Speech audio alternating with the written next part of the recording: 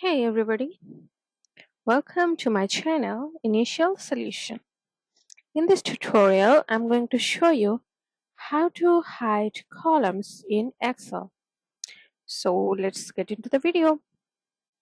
At first, open an Excel sheet and let's say I want to hide this column, this B column.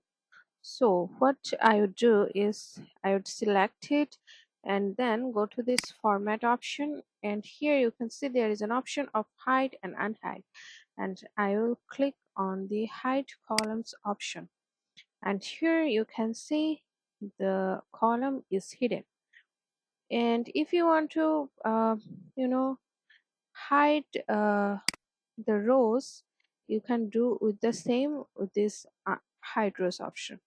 So this is how you can hide mm, columns and rows. Hope this video helps you.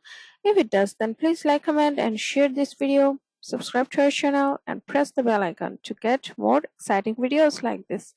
Thanks so much for watching, guys, and bye bye for today.